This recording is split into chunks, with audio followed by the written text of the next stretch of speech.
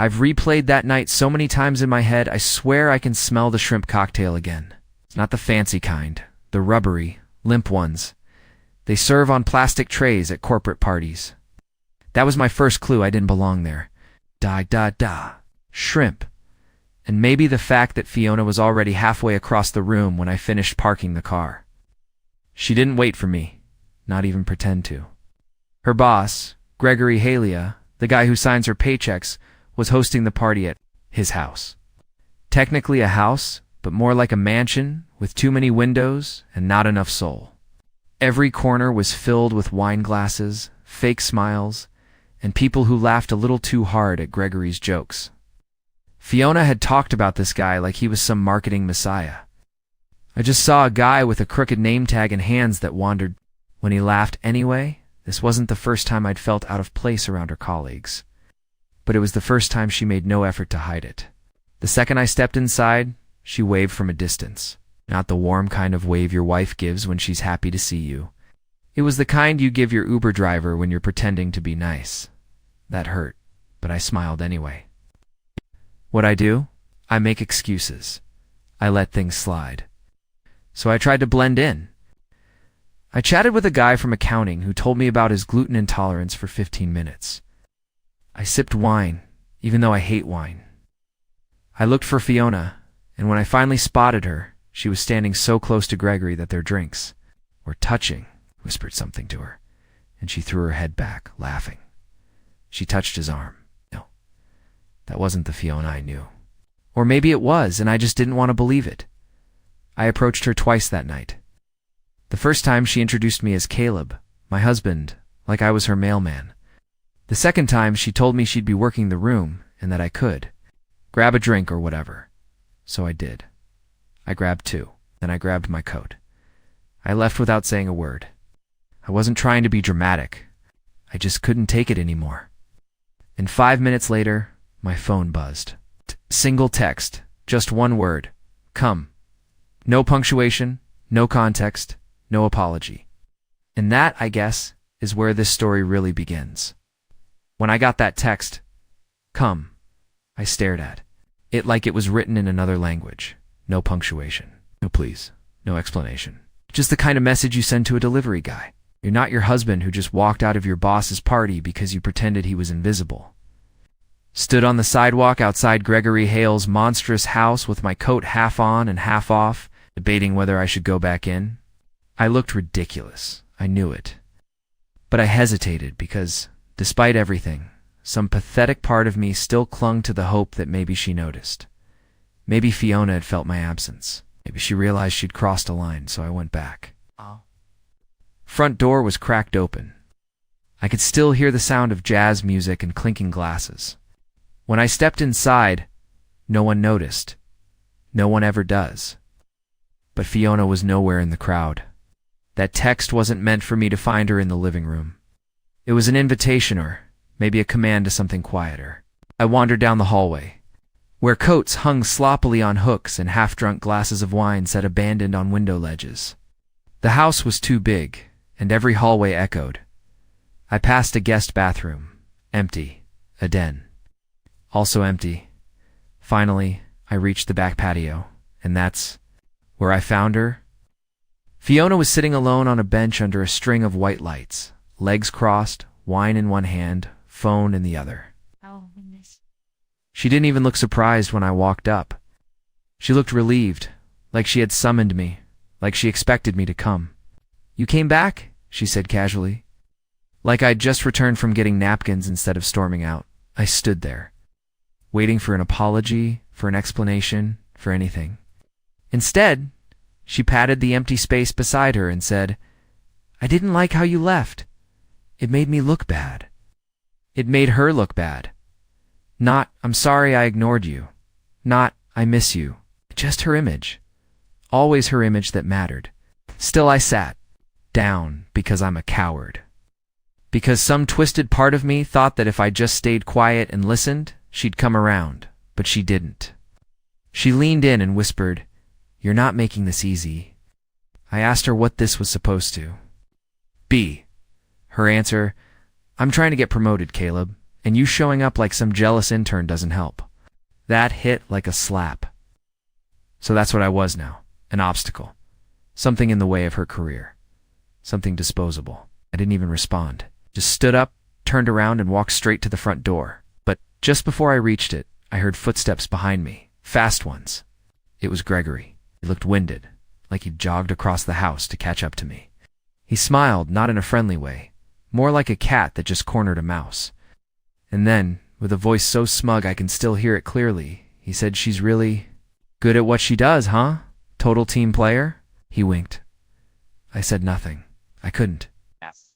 I opened the door, stepped out, and didn't stop walking until I hit the sidewalk. I didn't even look back to see if Fiona was following. She wasn't. But later that night, she sent another message, this time longer and far worse. I got home that night and didn't turn on a single light, just kicked off my shoes, sat down in the dark living room, and stared at the floor. Max, our Boston Terrier, jumped onto the couch beside me like he could tell something was wrong. He always could. House dogs are weirdly intuitive like that. My phone buzzed in my jacket pocket, and I just sat there for a minute, frozen. I already knew who it was, but part of me hoped it was anyone else. It wasn't. Fiona had sent me a second text. "Please don't do anything stupid tonight. We'll talk tomorrow."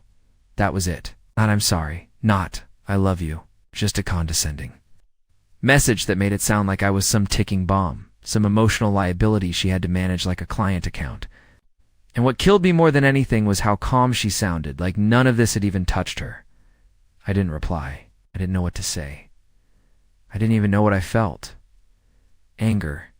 No, I wasn't angry. I was humiliated and numb. Utterly numb. Kept playing Gregory's smirk over in my head, the way he winked like he knew something I didn't. And Fiona's voice.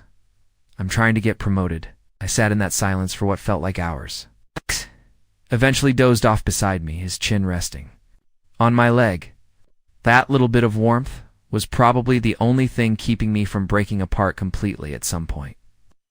I must have fallen asleep on the couch, because the next thing I knew, sunlight was bleeding through the blinds and my phone was buzzing. Again, this time it was a call. I let it ring. Then another call, this time from her sister Aubrey, that got my attention. Aubrey and Fiona barely spoke. I picked up groggy. "Hey," I muttered. Her voice came through, sharp and fast. "You okay?" I blinked. "What?" Fiona's freaking out. "She said you stormed out of the party. Said you might be reactive. What's going on?" I felt something boil up in my throat. Not anger, not sadness, just this deep, bitter disbelief. She had made me, the villain in her story, turned her coldness into my volatility. I laughed. Not because it was funny, but because it was so absurd that I couldn't process it any other way. "I'm fine, Aubrey," I said. "Tell her I'm not doing anything stupid. I'm just done pretending." I hung up before she could ask what that meant. That day, Fiona didn't come home until almost 2 p.m. No explanation. No call ahead. Just walked in like it was any other Saturday. She still had her party dress on, though it was wrinkled now and missing one of the earrings she'd worn. She looked at me with that tight-lipped expression she reserved for when she wanted to seem composed but was boiling underneath. "We need to talk," she said. I didn't answer. I just nodded, sat down on the edge of the couch, and waited for her to speak. And what she said next changed everything, because it wasn't about us. Not at first. It wasn't about our marriage or my feelings, or even the way she'd humiliated me the night before.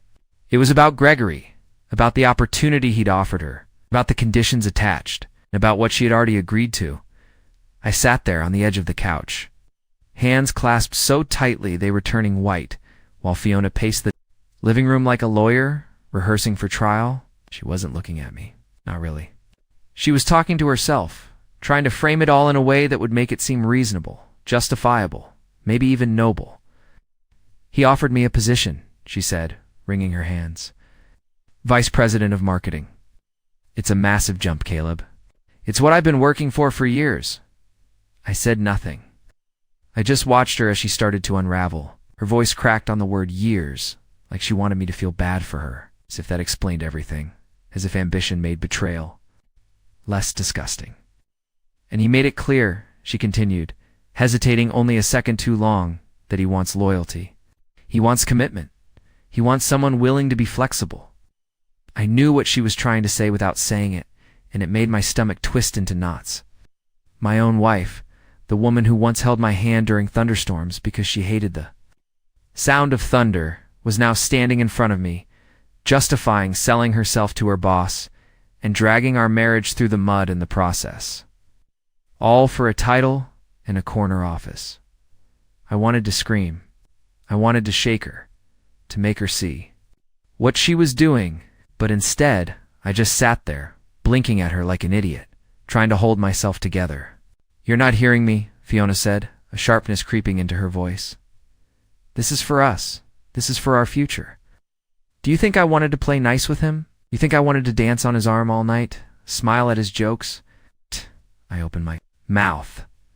Nothing came out because I didn't even know where to start. She took my silence as permission. She sat down across from me, not close, not touching, like there was a canyon between us now. "It's not emotional," she said. "It's strategic. Strategic. Like our marriage was a chessboard and I was a pawn she was willing to sacrifice." Finally, found my voice, quiet, almost too small to be heard. "Did you?" I couldn't even finish the sentence. I didn't want to hear the answer, but she answered anyway. Of course, she did. "No, not yet, not yet." The words hung between us like smoke. She hadn't betrayed me yet, but the idea was already alive, breathing, growing. She was already mentally making the trade. Dignity for advancement, vows for validation. And the worst part, she looked at me like she expected me to understand. To nod and pat her hand and tell her it was okay, that it was for our future. Instead, I stood up. My body moved before my brain did. "I'm going for a drive," I said, grabbing my keys from the table. "Caleb, don't be dramatic," she snapped, but there was fear in her voice now. Maybe she realized she'd pushed too far. Maybe she thought I was about to go crash my car into a tree or something. I wasn't. I just needed to get out. Needed to breathe air that wasn't thick with her excuses. Max barked from the couch, confused. Fiona crossed her arms and glared at me like I was ruining her perfect narrative, so I left without another word. As I pulled out of the driveway, I realized something bone deep. It wasn't about whether she had done it yet. It was about the fact that she was willing. And deep down, she didn't think I was strong enough to leave. She thought I'd stay, be her loyal little trophy husband, while she sold herself to the highest. Bitter. That was the moment, the exact second, I decided I wasn't going to give her that satisfaction. Not now. Not ever. I drove with no destination, just kept my hands locked on the steering wheel, and let the road decide for me. The world outside the windshield blurred into nothing. Houses, trees, flashing signs, all of it passing like static. I wasn't really seeing any of it. I wasn't even really driving. It was like my body was on autopilot, while my mind tried and failed to stitch itself back together. I ended up parking in front of an old diner on the edge of town. It's the kind of place where the vinyl booths are cracked and the coffee tastes like it's been brewing since Nixon was president. I didn't care. I just needed somewhere quiet, somewhere. Fiona wasn't. I grabbed a corner booth and ordered black coffee from a waitress who didn't even look at me twice. Perfect. I wanted to be invisible. I sat there nursing that coffee, staring at my phone like it was some cursed object. Fiona hadn't texted again. "No, I'm sorry. No, come home." It was like she thought the conversation was over. Like I was supposed to be chewing on her speech and eventually come around to see it her way. Like I always did. I thought about leaving. It all behind her. The house. Everything. Just starting over somewhere nobody knew my name. It was a fantasy, a coward's fantasy. But sitting there in that greasy diner, it felt more real than my life back home. That's when I heard it. Two men in the booth behind me, voices low, laughing under their breath like they shared some dirty secret. I wasn't trying to eavesdrop. I swear. But when you hear your wife's name in a conversation, your ears sharpen whether you want them to or not. "Fiona, she's playing the long game, man," one guy said, slurping his drink. Gregory's eating it up. The other guy chuckled. "She's good. But I'm thinking she's going to be his special assistant. You know what that means? Laughter. Slapping palms. More laughter. And then, as if the universe hadn't tortured me enough, the first guy added, "She's been working him for months. Acting. Single. Telling him she's just waiting for the right time to leave her boring husband." My heart stopped. Literally, it skipped a beat. Boring husband? That's what I was to her. A placeholder. A paperweight. Someone she'd outgrown and was too cowardly to ditch properly. I gripped the edge of the table so hard my knuckles turned bone white. For a second, I thought about getting up, turning around and confronting them, demanding to know who they were, how they knew her, what they meant by special assistant.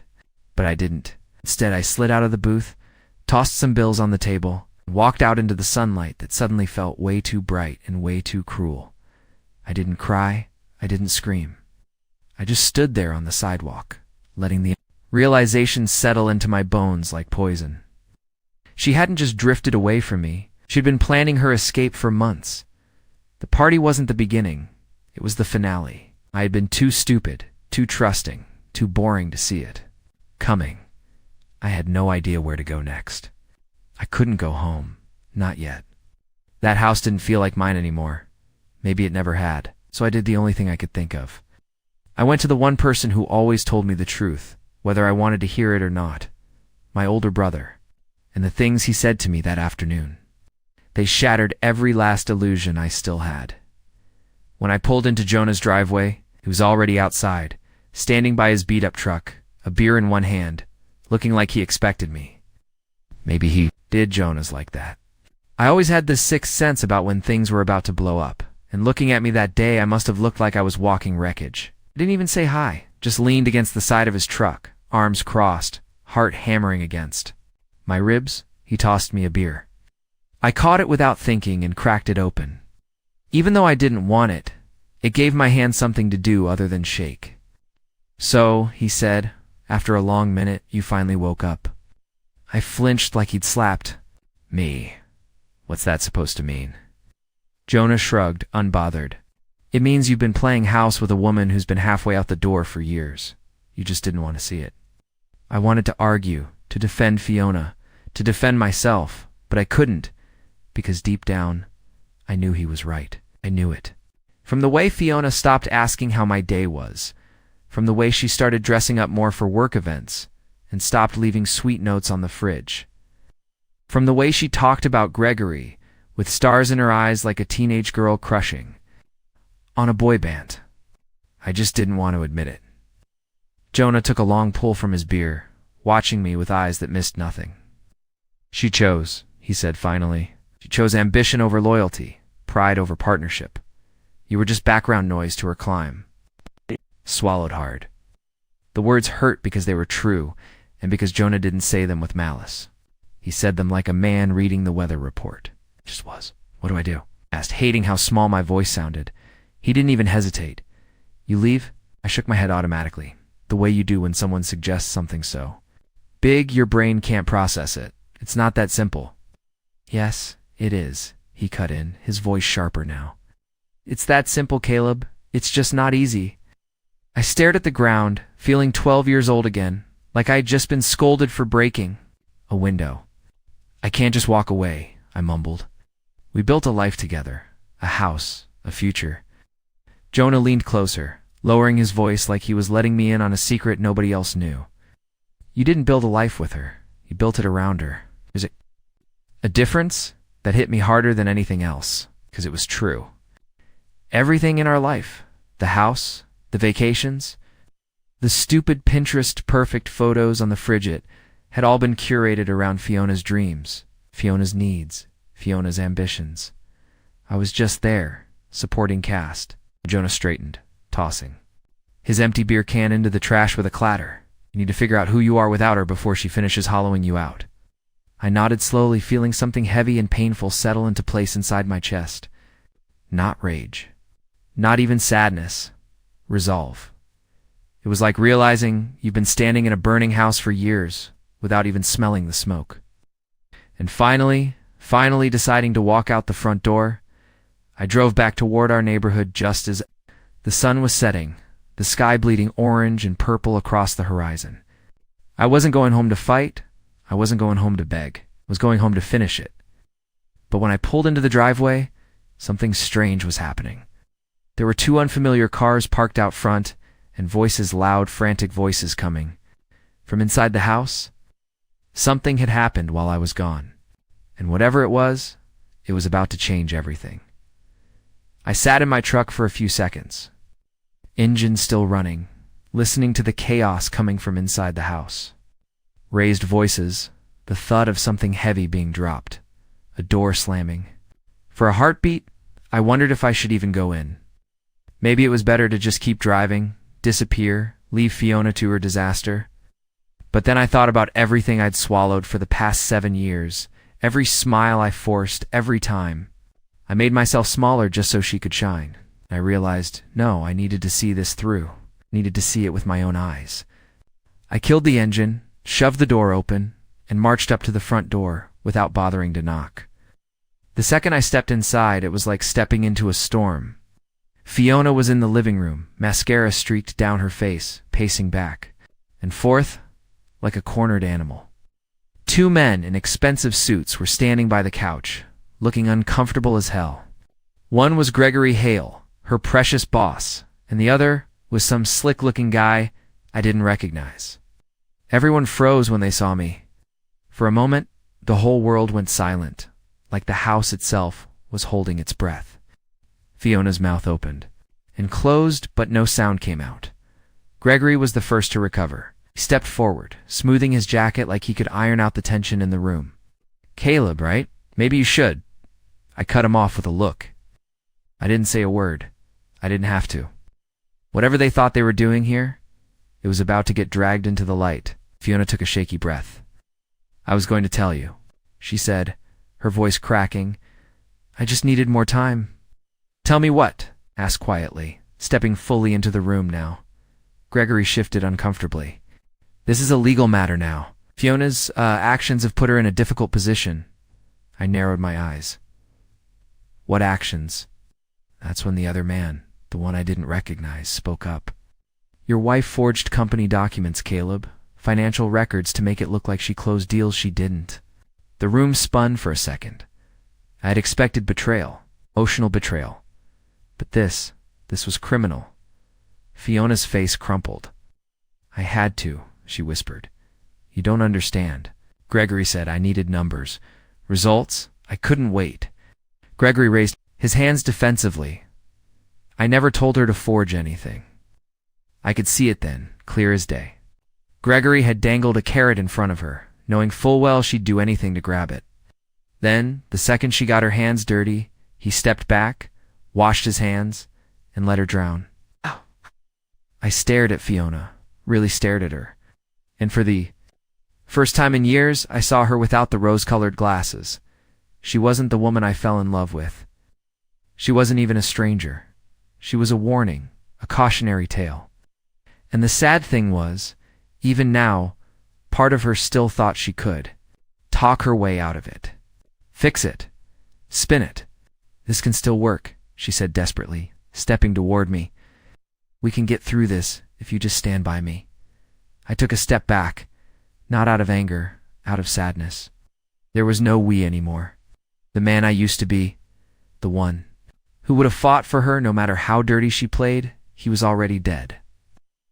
"I'm not going down with you, Fiona," I said softly. "Not this time." Her face crumpled completely then, but I didn't stay to watch her fall apart. I turned around, walked out the door, and didn't look back. Outside, the evening air felt cold and clean, like a baptism. For the first time in years, I could breathe. But this wasn't over yet, because I still had one last thing to do before I could finally close the chapter on Fiona for good. And it was going to hurt her in a way she never saw coming. I didn't sleep that night. I couldn't. I drove aimlessly through the city, past places that used to mean something. The park where Fiona and I had our first real date. The coffee shop where we used to sit for hours laughing about nothing. Every street felt haunted by a ghost version of us, a version that never really stood a chance. By the time the sun started creeping over the horizon, painting the sky a tired gray, I knew what I had to do. I went home not to fight, not to beg, not even to talk, just to gather the few things that still belonged to me. I packed quietly. Duffel bag, some clothes, Max's leash. I didn't take anything we bought together. It didn't feel like it was mine anymore. Fiona wasn't there when I returned. She was probably dealing with Gregory, or lawyers, or maybe just hiding. It didn't matter. I left my wedding ring on the kitchen counter. No note, no speech, just the ring, cold and still, like the final punctuation mark on a story that should have ended long before. Max jumped into the passenger seat without hesitation when I opened the door. Loyal to the end. Part of me wished I could be that simple, that sure. As I drove away, I didn't feel victorious. I didn't feel free. I felt hollow, like a house after the furniture has been stripped out, still standing but echoing and empty. In the weeks that followed, I moved into a small apartment across town. It wasn't much, but it was mine. Quiet, bare walls, second-hand couch, no photos of fake smiles, no heavy silences, just space to breathe. I heard through mutual friends that Fiona lost her job. Gregory denied everything. She tried to fight back, but the company cut her loose fast, quicker than I thought they would. She didn't even get a severance, just an email and a security escort to the door. For a while, she tried to reach out. Texts, emails, even a handwritten letter begging for forgiveness. Promising she could be different, that she'd been scared, desperate, lost. But the thing was, I wasn't angry anymore. I just didn't care. Sometimes I wonder if that's worse. I didn't block her. I didn't scream at her. I just didn't answer. I let her words drift into silence, the same way she let our marriage drift into nothing. Some nights, when the city lights flicker outside my window and Max snores softly at my feet, I think about what we had or what I thought we had. I wonder if there was ever really a moment when she loved me the way I loved her. And if there was, when exactly did it end? Was it at Gregory's party, or was it long before, on some random Tuesday, when I was too busy trusting her to notice